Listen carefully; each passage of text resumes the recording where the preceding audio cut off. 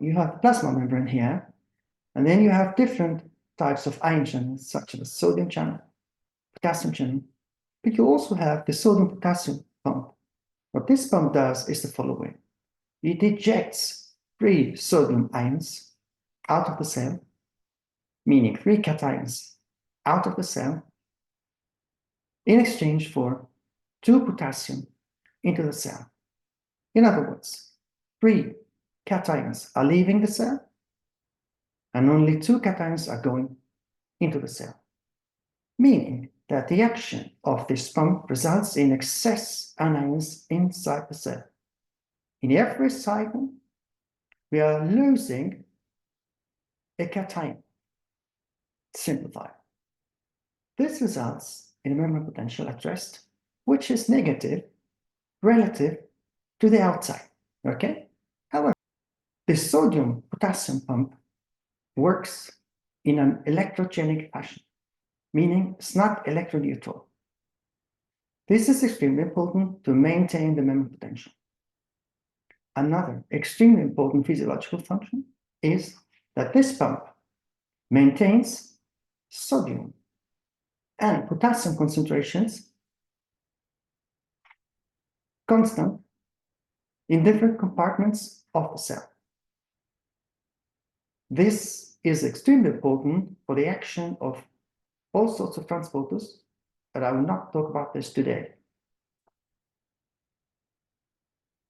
What else you need to know?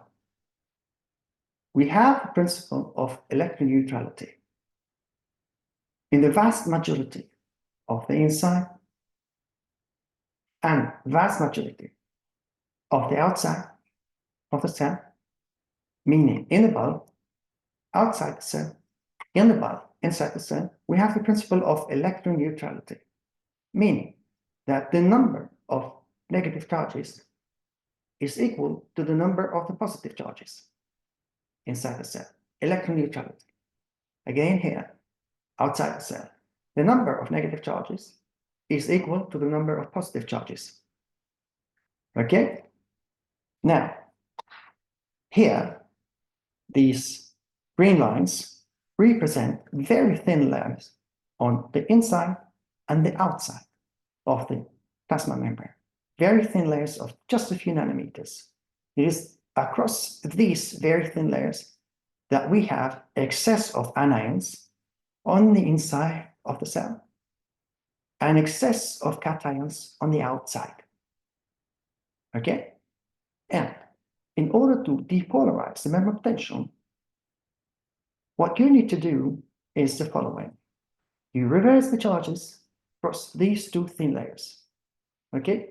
For instance, for depolarization, all you need to do is to bring a couple of sodium ions from the outside of the cell to the inside, which reverses the charges here. Now, very important for you to understand is the following. For depolarization, which is not the subject of today's lecture, but in the follow-up lecture, for depolarization, you will have some sodium ions going to the cell, and the entry of sodium ions into the cell is not going to change the concentrations of the bulk inside, nor the concentrations of the bulk outside. Okay, so we maintain the principle of electroneutrality here and here, also during depolarization. The separation of charges across these 2 thin layers is the key point for depolarization and repolarization during the action potential. So now let's dive into the physics, the concepts, the physical concepts of memory potential.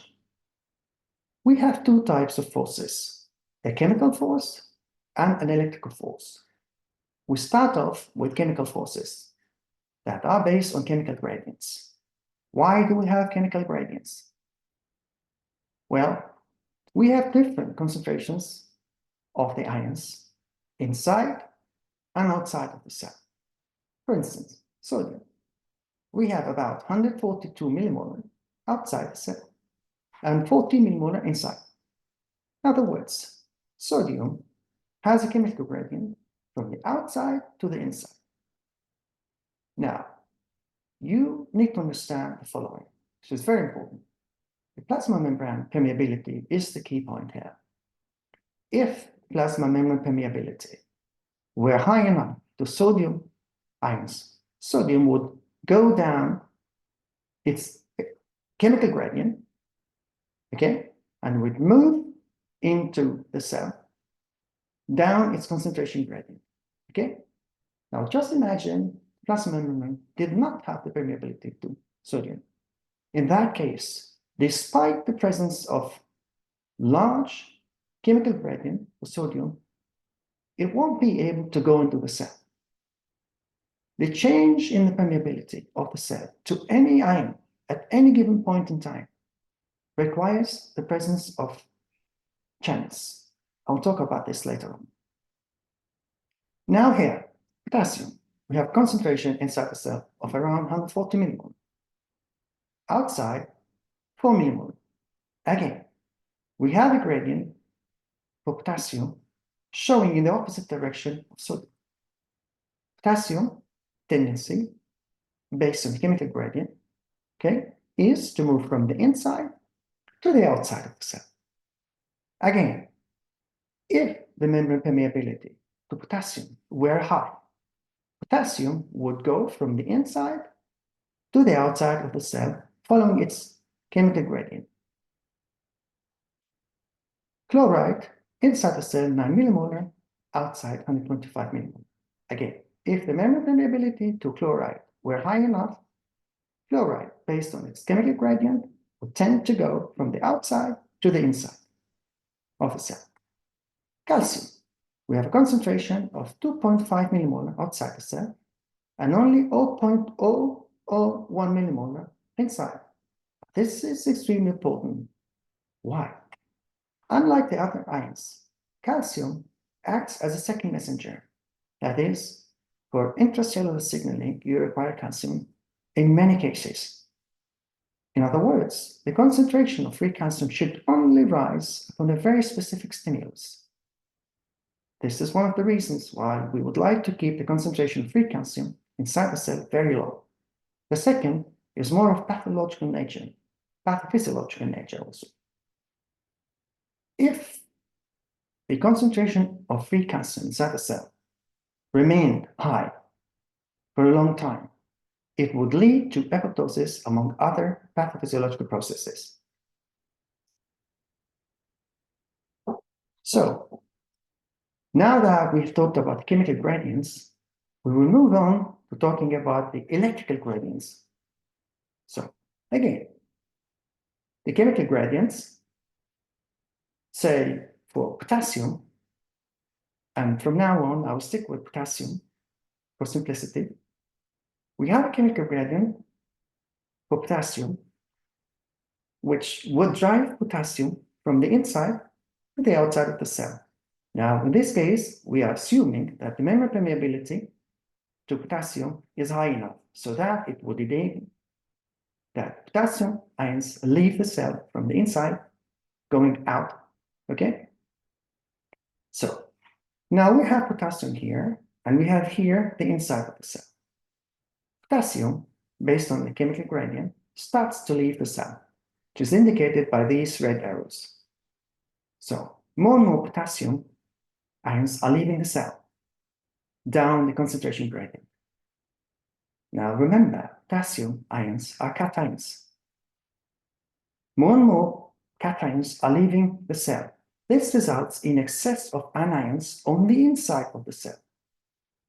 And it means at some point we have generated electrostatic forces, and these negative charges will start to attract potassium ions back into the cell, which is indicated by the blue arrow.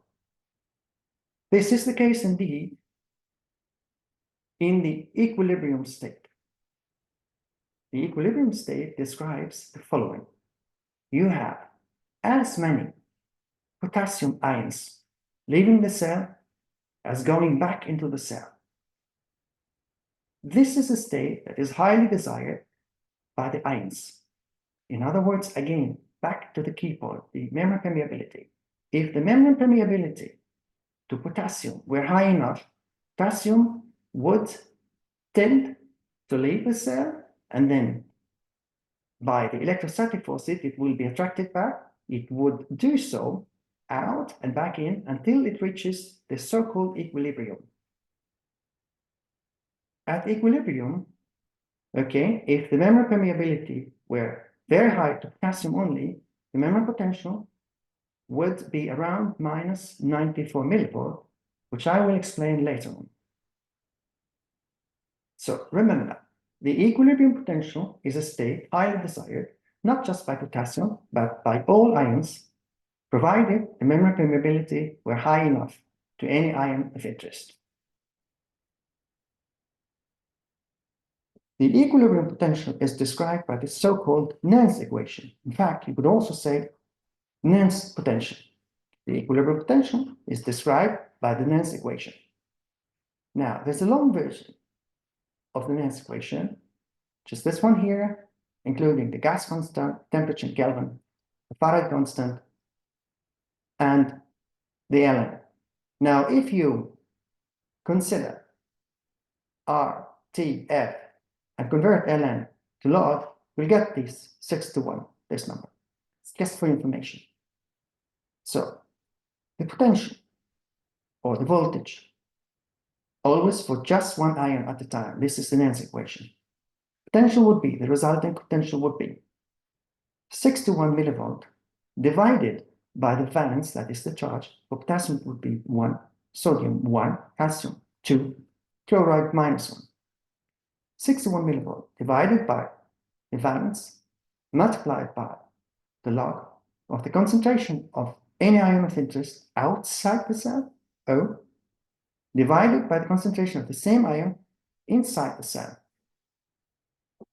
Again, if the membrane permeability to potassium were high enough, potassium would desire to reach its equilibrium potential, its Nernst potential. And we'll talk about this in more details later. Now, let's take some examples. Sodium. Again, if the membrane permeability to sodium were high enough, let's see what would happen with sodium. We know for sodium, we have a chemical gradient driving it from the outside to the inside of the cell. Let's see if it has an electric gradient also. Okay, taking these two values, 142 and 14, putting them in the Nernst equation, this results in plus 61 millivolt. The Nernst potential, the equilibrium potential of sodium, is around 61 millivolt, meaning if the membrane permeability to sodium were high enough, we have chemical force driving it from the outside to the inside of the cell, and then we have a very large electrical force. Why? The membrane potential at rest is around minus 90 millivolt, so you have plus 61 millivolt is the value that sodium would desire to reach in order to be in equilibrium state. You see, that's quite the difference between plus 61 millivolt, that's the desired equilibrium potential for sodium. So this is the value sodium would like to reach if the membrane permeability were high enough. That's quite the difference. You got here 155 millivolt. This is the case indeed. For instance, during depolarization in action potential, sodium ions open up, and sodium, because of the very high both chemical force and electrical force driving it into the cell, once the sodium channels open up, sodium easily goes into the cell. Potassium. The chemical force is shown from the inside to the outside. Let's take a look at the electrical force. Again, the equilibrium potential of potassium based on the Nernst equation, again taking the values 140 and 4 millimolar, put them here. The resulting equilibrium potential of potassium is around minus 94 millivolt, which is quite close to the membrane potential, as you can see here. Meaning, at rest, the membrane potential is very close to the equilibrium potential of potassium. And this is something that you're always taught in neurophysiology, and this is the explanation for it. I'll provide even deeper explanation later on. Calcium, the tendency based on chemical gradient is from the outside to the inside. The electrical force is also showing from the outside to the inside. You take the values 2.5, 0.001, and put them in the next equation. This is what you get: 134 millivolt, which is quite a difference. You see here, 204 millivolt. That's the driving force. And this is the case for calcium, for instance, in cardiac muscle. In order to excite the cardiac muscle, you need calcium ions going into the cell. Okay. So we have an equilibrium potential of potassium, which dominates the resting membrane potential. There are a couple of reasons. One of the reasons is the presence of so-called potassium leak channels. There are so many different types of leak channels, 15 or more, according to publications. And according to the publications, these potassium leak channels are always open, regardless of the voltage. So they're not voltage gated. They're open at all voltage values. This is one of the reasons why the membrane permeability to potassium is always high. And the potassium permeability is about 100 times or more higher than to sodium. So the membrane permeability to potassium is 100 times higher than to sodium. Another reason why the membrane potential at rest is dominated by the equilibrium potential of potassium. Okay. The next equation gives us the equilibrium potential for one ion at a time. But we know that we have more than just one ion. We have several ions. In this case, if you would like to calculate the membrane potential, if you have several ions, if the membrane were permeable to several different ions, you need the so-called Goldman-Hodgkin-Katz, GHK equation, Goldman equation. The key point in this equation is P, which stands for permeability. That is the membrane permeability, potassium, membrane permeability to sodium, membrane permeability to chloride, and then you could add magnesium and calcium, and so on and so forth. Again, the voltage potential, the membrane potential, is 61, you see the number again, times the log of the membrane permeability to potassium times the concentration of potassium outside the cell, and then you do the same for sodium and chloride, divided by the concentrations inside. The key point here is the permeability, because it is the change of the membrane permeability to any ion of interest that will dominate the resulting membrane potential. I'll give you here 3 examples. We have 3 different channels, one for potassium, one for sodium, and one for chloride. Sodium and chloride channels, in this case, are closed. Potassium channel is open. Okay, so potassium, we talked about the tendency, will start to leave the cell, and it would reach the equilibrium potential. So we have here a case where membrane permeability is very high, potassium, but very low, sodium and chloride. Membrane permeability, P, to potassium, it's much higher than sodium and chloride. We have the leak channels. Okay. Second case. Now we close the potassium channel. The chloride channel is still closed, but we now open the sodium channels. So in this case, the membrane permeability to sodium rises. This is the case, for instance, during depolarization. Talk about this in the next lecture. So once the sodium channels open up Sodium, as you remember, has a very high chemical and electrical force. The resulting electrochemical forces drive sodium ions from outside to the inside of the cell. You see here, simplified example of the action potential, which I'm not going to talk about today. So you have here the membrane potential. At phase 2 here, to stop the depolarization, what you need to do is to increase the membrane permeability to sodium. How does membrane permeability to sodium increase? It does so by opening the sodium channels. You see here, before depolarization takes place, we're here, the sodium channels are closed. Okay?